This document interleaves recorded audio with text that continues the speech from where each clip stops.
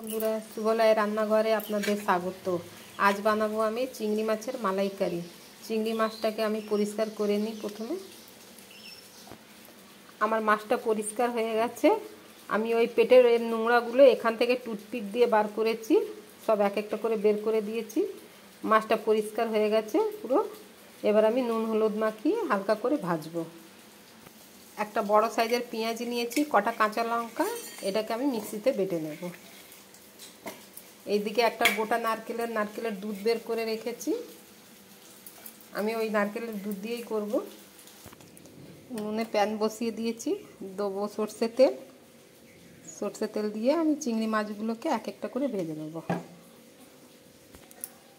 তেলটা গরম হয়ে গেছে, এবার আমি মাছগুলো ভেজে নেব একটা একটা করে। এভাবে আমি মাছগুলোকে বেশি ভাজবো না, নাহলে শক্ত হয়ে যাবে। হালকা হালকা উলট পালট করে একটু ভেজে নেব।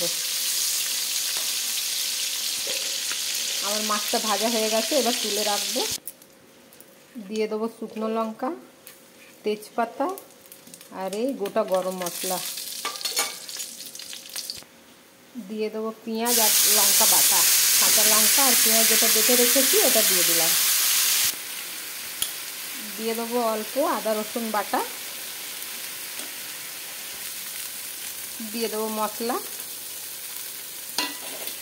এতে আছে লঙ্কা গুঁড়ো, হলুদ আর জিরে গুঁড়ো। জল দেবো না, আমি দুধ দেবো এতে।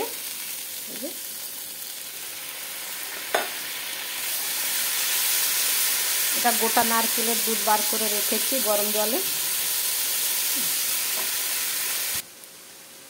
দিয়ে দেবো স্বাদ মতন লবণ আর অল্প একটু চিনি দিয়ে এবার মশলাটাকে ভালো করে কষবো।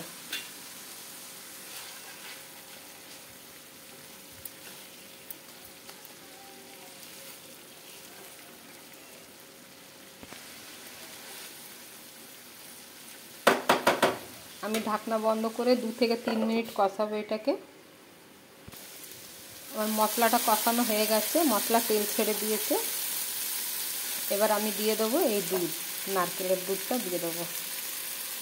আমি সবটাই দিয়ে দিচ্ছি।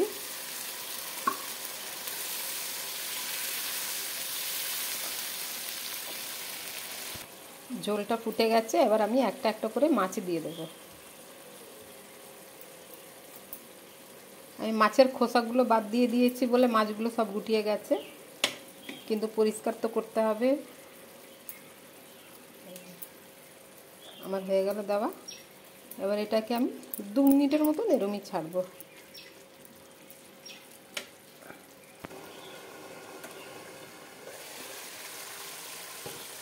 চিংড়ি মাছ হয়ে গেছে, দিয়ে দেবো অল্প গরম মশলা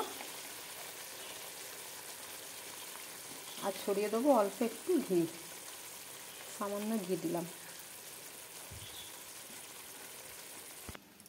বন্ধুরা, আমার চিংড়ি মাছের মালাইকারি রেডি হয়ে গেছে। একবার আপনারা ট্রাই করতে পারেন। যদি আপনাদের এই ভিডিও ভালো লেগে থাকলে তাহলে অবশ্যই লাইক, কমেন্ট, সাবস্ক্রাইব করবেন। Thank you.